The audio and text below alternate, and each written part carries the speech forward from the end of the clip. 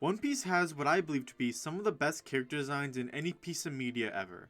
And while my first video focused on some of my personal favorites, this time we're going to talk in depth about the protagonist, Monkey D. Luffy, and the various different forms he's taken over the years, in addition to some more subtle changes over time. And we're going to pay special attention to Luffy's attacks and abilities because they are some of the most important parts about Luffy from a visual standpoint. To start, let's talk about the most important part of Luffy's character design: his arms and legs. We all know Luffy stretches his rubber arms with every opportunity, and how this makes him a flexible comedic goober at all times. The author even admitting as much himself, but small parts of his design emphasize his ability to stretch. Luffy's baggy shorts are vital in this regard. It contrasts with how skinny his limbs are, and that in turn emphasizes how far they stretch. If I V-drew Luffy stretching in long skinny pants, it wouldn't look quite right, would it? The most brilliant change to Luffy's design over the time skip wasn't the scar Akainu left. It's the mid-length sleeves, especially the outfits that have those wide rippled ends, because they do the same thing Luffy's shorts do. Before, it was Luffy's body that the arms leapt out of, which works well, but I think these sleeves make it work better. Overall, Luffy's slim and small build gives him the feel of an underdog, even early on when part of the comedy came from seeing someone so small be so surprisingly strong. And this extreme only gets pushed further as the villains get taller and taller. Going further down his design, Luffy has seldom ever worn footwear that wasn't his iconic sandals, regardless of whatever insane weather he finds himself in. This small but lovable detail does three things. Firstly, it adds consistency to Luffy's character design, the same way Zoro's waist warmer or Frankie's underwear does. Secondly, open-toed sandals further illustrate the freedom-loving aspect of Luffy's character and his laid-back vibe. And thirdly, his stubborn insistence on wearing them adds a layer of childish simplicity. This personality trait is hardly subtle, but Luffy's design can show you in a matter of seconds. There's another element that's consistent in Luffy's design, and I'm sure you've been waiting so we can talk about the hat now. The hat goes a good way to rounding out Luffy's design. At a glance, it's probably the most eye-catching thing about him. The round shape makes him look friendly even, but it does more than that. I think from a marketing perspective, Luffy's hat poses an interesting question to new viewers. This is the show about the guy who keeps screaming about being the Pirate King, right? So why don't I see a crown anywhere? Well, that's because the Straw Hat is the only crown Luffy wants. This was best explored in Orange Town, the only arc where Luffy's hat ever got damaged. And it's damaged by a money-hungry clown whose idea of treasure and value only covers gold. It's the humble nature of the hat that makes it so effective. Luffy doesn't look like a king, but breaking convention is part of the point. One Piece is a story about all the things people don't like about authority, and how different kinds of authority can suck in different ways, the most common of which is vanity. And because of that, humility is often shown as being a key element in good leaders. And Luffy, with his humble straw hat that he inherited from another humble leader, is a constant visual reminder. Luffy will adapt his wardrobe to fit whatever island he lands on, but the consistent ways he chooses to dress himself add a lot to his character. As the story goes on, the open, casual wear becomes a strong trend among pirates. It creates contrast with the Marines and government officers who tend to wear suits, uniforms, and other formal wear. The only notable exceptions being those considered renegades or loose cannons like Smoker, Green Bull, or the members of Sword. It's not hard to find a pirate who likes formal wear too, but pirates dress as they please. And for the most part, Marines do not. And having Luffy's laid-back islander vibe on screen so often makes this contrast impossible to miss as he blows through hordes of Marines. Overall, Luffy's design is pretty simple, from his face to his wardrobe. And this was undoubtedly done in part because One Piece is a weekly series. If an author is going to draw the same character every week for the next 25 years, it works best to make them appealing not in spite of the simplicity, but because of it. This simplicity also allows all parts of Luffy to be easily stretched, whether it's his head, his neck, his limbs, or whatever else. We said most of what can be said about Luffy's typical design, but we have 4 more distinct designs to talk about, or more accurately 3 and 3/2. Gear 2 only adds a couple changes to Luffy's design. The signature steam that tells the viewer when Luffy is in Gear 2, a red tint to his skin in the anime, and the most important difference is in Luffy's attacks. Up until now, we saw Luffy's limbs reach across the page to attack foes, but now we only see the implications of that. Luffy's long limbs disappear and the page only leaves shockwaves and gusts of air, emphasized by the steam being blown apart. The reader, no doubt at this point in the story, has grown accustomed to seeing Luffy stretch, and this new form makes Luffy move so fast that the reader can no longer see these giant stretches.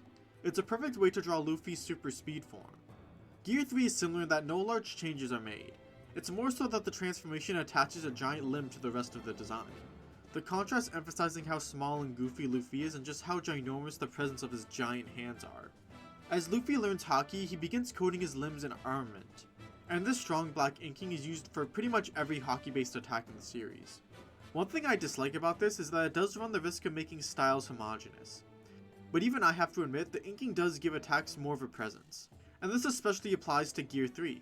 The difference in color can almost make it look like Luffy's limbs would become a literal weapon. And Luffy's next form would take even greater advantage of how Haki is illustrated.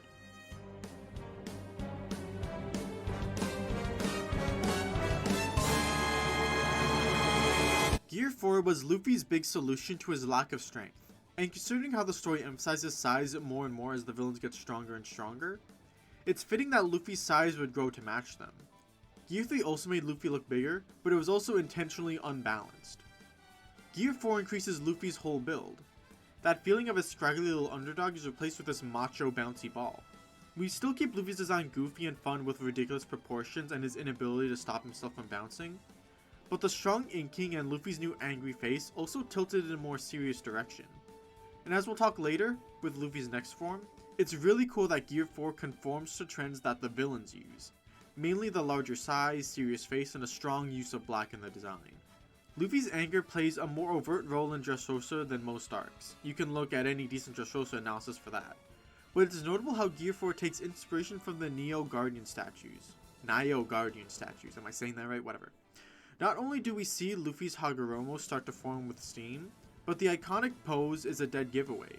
Nio are described as wrathful guardians of Buddha, so Luffy's righteous anger against Doflamingo coming across through this form is fitting. There's a fun irony in seeing the heavenly demon shot down by a vaguely divine looking warrior. Gear 4 also plays with Luffy's rubber abilities in a new way. Luffy doesn't stretch so much as he compacts. It's almost like Luffy went from a rubber band to a rubber tire. Luffy barely pushes his fist inward, and the tension of his fist snapping back out is what makes his punches feel so fearsome. Most of us have probably tried pushing something down only for it to stubbornly pop back up. And it's important that manga play on our experiences like that to sell kinetic energy in an inherently static medium. Gear 4 has a couple iterations like the beloved fan favorite Tank Man, which Oda will bring back unless he hates fun. The bottom heavy design makes Luffy look immovable, very suitable for his fight against Cracker. And then there's the more unpopular Snake Man, which is easy enough to analyze. It's a slimmed down Gear 4 to make it more agile and speedy, the increased hair length making up for its smaller size. But similar to Gear 2, what truly stands out about Snake Man, and the fight against Katakuri in particular, is the attacks Luffy uses. I don't think it's controversial to say Chapter 895 has the best action paneling in the entire manga, in part because it's mirror match Luffy. Oda's been drawing a stretchy boy for 20 plus years at this point. It's probably what he's best at. But Snake Man's omnidirectional attacks take this to another level. The story now has complete freedom to guide the viewer's eyes whatever way and however many ways it wants to, in a single page. Luffy's attacks are a blur sometimes, but whenever we do see his fists, their speed is still emphasized by the sheer distance they traveled in a single panel. Your eyes are bound to linger along the trail and think about how much his fist moved in between panels. I'll never forget reading this chapter for the first time. The mystery behind Snake Man's punches only lasted a couple of pages, and yet it pulls you into Katakuri's perspective so effectively. Starting with an underwhelming feeling as Katakuri dodges the initial attack, only to be hit with sudden confusion as another punch comes from a completely different direction, followed by the slow realization of what just happened. Werb, if you watch my videos, I'd kill to see you make a video about this fight. Sub to Werb, by the way, when it comes to talking about One Piece from a visual perspective, he might be the best in the game. So with all the iterations of Gear 4 done, there's only one place left to go.